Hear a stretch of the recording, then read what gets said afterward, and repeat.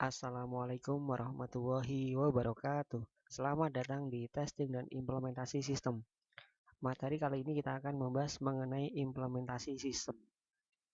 Kegiatan pembelajaran, capaian pembelajaran pertemuan, mahasiswa mengetahui dan memahami implementasi sistem. Kemampuan akhir capaian pembelajaran, mahasiswa mampu menjelaskan dan memahami implementasi sistem. Bahan kajian, implementasi sistem, dan penilaian mahasiswa mampu menjelaskan implementasi sistem. Berikut adalah software development life cycle, di mana dimulai dari perencanaan sistem, dilanjutkan ke analisis sistem, di mana di sini juga ada rancangan sistem umum, dilanjutkan ke evaluasi dan seleksi sistem, juga ada rancangan dan sistem terinci, dan dilanjutkan dengan pengembangan perangkat lunak dan implementasi sistem. Di mana selanjutnya adalah pengembangan perangkat lunak, perancangan perangkat lunak, pengkodean perangkat lunak, pengujian perangkat lunak, dan implementasi perangkat lunak. Dan yang selanjutnya adalah pemeliharaan sistem. Tahapan akhir dalam siklus pengembangan sistem melibatkan pengintegrasian semua komponen rancangan sistem termasuk perangkat lunak, pengkonversian sistem total ke operasi. Proses implementasinya ada perencanaan dan pengeksekusian. Rencana implementasi adalah formulasi rinci dan representasi grafik mengenai cara pencapaian implementasi sistem yang dilaksanakan dan juga tergantung pada kompleksitas proyek. Tim implementasi itu ada profesional sistem yang merancang sistem, para manajer dan beberapa staf, perwakilan vendor, pemakai primer, pengkode atau developer, dan juga ada teknisi. Rencana implementasi sistem di sini menggunakan diagram di mana dimulai dari set dokumentasi standar. Nah, seperti ini dilanjutkan ke software design.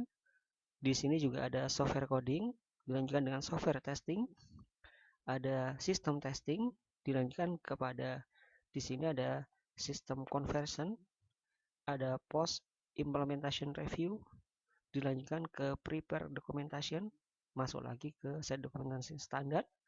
Dari sini juga bisa dilanjutkan kepada prepare set, ada install equipment, masuk lagi ke software testing.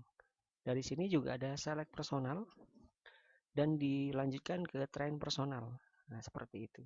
Ini adalah rencana implementasi sistem menggunakan diagram PET. Di mana di sini juga ada critical path, ada task tugasnya, ada beginning completion test, ada dummy task, ada test type atau weeks. Kebutuhan implementasi diperlukan, di mana di sini harus ada persiapan tempat, pelatihan personil, persiapan atau pembuatan dokumentasi, konversi file dan sistem peninjauan pasca implementasi.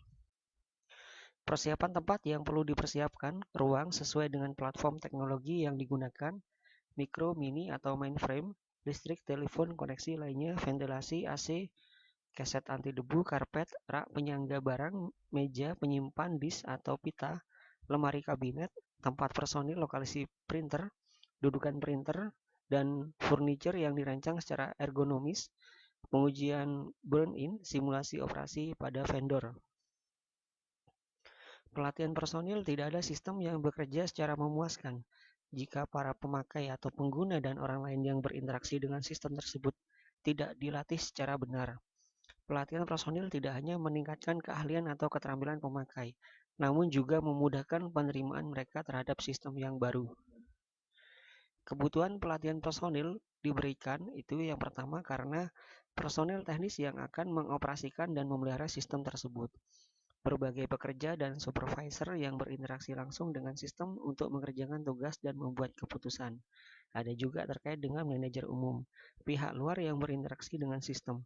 Pelatihan meningkatkan kepercayaan diri, meminimalisasi adanya kerusakan, kesalahan pada tahap awal operasi.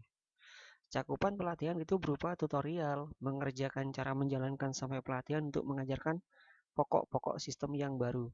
Program pelatihannya itu ada pelatihan in-house atau in-house training atau lebih dikenal dengan istilah IHT, pelatihan yang disediakan oleh vendor, dan juga jasa pelatihan luar.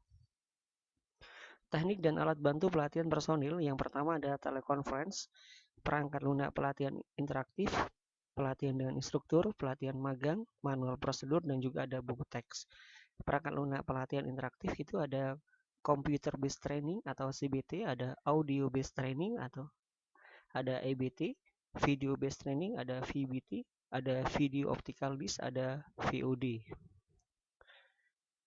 Persiapan dokumentasi, di sini dokumentasi adalah materi tertulis video atau audio yang menjabarkan cara beroperasinya sebuah sistem, termasuk pokok bahasan yang harus dikuasai oleh pemakai atau pengguna.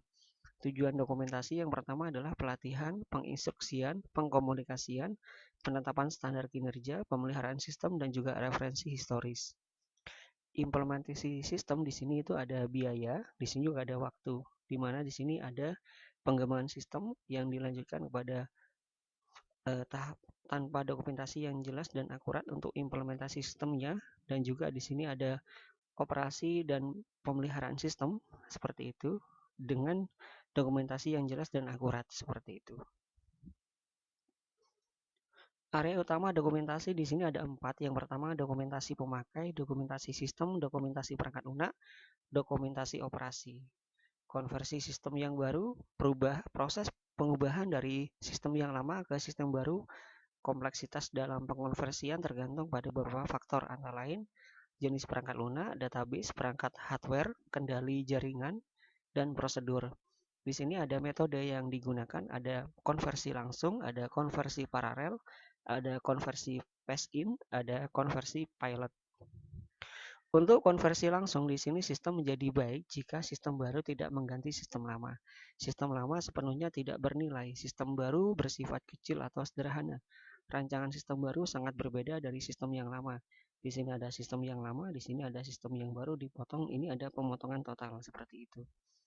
Ada konversi paralel, di sini memberikan derajat proteksi yang tinggi dari kegagalan sistem yang baru. Biaya yang dibutuhkan juga cukup besar, di mana di sini ada sistem yang lama, di sini ada sistem yang baru. Jadi potongnya di sini seperti itu. Dilanjutkan dengan konversi pass-in, sistem baru diimplementasi beberapa kali sedikit demi sedikit untuk mengganti sistem yang lama. Sistem harus disegmentasi, perlu biaya tambahan untuk mengembangkan interface temporer yang dengan sistem yang lama. Daya terapnya terbatas, proses implementasi membutuhkan waktu yang panjang. Di sini ada pemotongan untuk sistem yang lama seperti ini dan juga ada untuk sistem yang baru. Selanjutnya adalah konversi pilot, di mana perlunya segmentasi organisasi, resiko lebih rendah dibandingkan dengan metode konversi langsung, biaya lebih rendah dibandingkan dengan metode paralel, cocok digunakan apabila adanya perubahan prosedur hardware dan software. Di mana di sini ada sistem yang lama, ada sistem yang lama, ada sistem yang lama. Di sini kita potong, ada sistem yang baru, ada sistem yang baru, dan juga ada sistem yang baru. Selanjutnya adalah konversi file data. Keberhasilan konversi sistem sangat tergantung pada seberapa jauh profesional sistem menyiapkan pengkonversian file data yang diperlukan untuk sistem yang baru. Konversi atau modifikasi meliputi format file, isi file, dan media penyimpanan. Metode konversi file data itu ada 2. Yang pertama ada konversi file total, ada konversi file gradual. Konversi file total dapat digunakan pada keempat metode konversi sistem. Konversi file gradual ditentukan terutama digunakan pada metode C, metode paralel, dan juga metode pass-in. Konversi file gradual itu selama konversi file perlu diperhatikan prosedur kendali untuk memastikan integrasi data, prosedur kendali untuk masing-masing klasifikasi file berbeda. Klasifikasi file itu ada file master, ada file transaksi, ada file index, ada file tabel, dan juga ada file backup. Konversi file gradual itu adalah suatu transaksi diterima dan dimasukkan ke dalam sistem. Program tersebut mencari file master baru untuk record yang akan diupdate oleh transaksi tersebut. Jika record tersebut ada, maka pengupdatean record selesai. Jika record tidak ditemukan dalam file master baru, file master yang lama diakses untuk record yang tepat dan ditambahkan pada file master baru dan diupdate. Jika transaksi untuk record baru disiapkan untuk ditambahkan ke file master yang baru.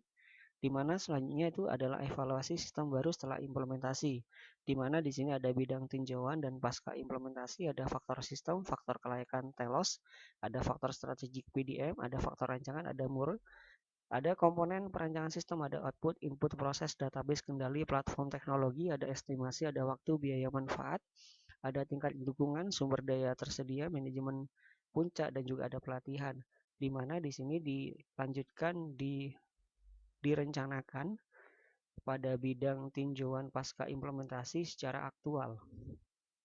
dan akan menghasilkan laporan tinjauan pasca implementasi memperlihatkan variansi dan rencana aktual. Ini adalah studi kasus dengan judul Implementasi Surat Pemberitahuan Hasil Penyidikan Reserse Kriminal ESP2HP pada Polres Banyuwangi, di mana di sini pelapor dapat mengecek SP2HP Reskrim pada sistem dan melakukan chatting dengan operator bagian administrasi Reskrim. Operator dapat mengolah data dan melihat statistik SP2HP Reskrim. Jadi di sini ini adalah bentuk SP2HP Reskrimnya, kita juga langsung bisa mencetaknya seperti itu.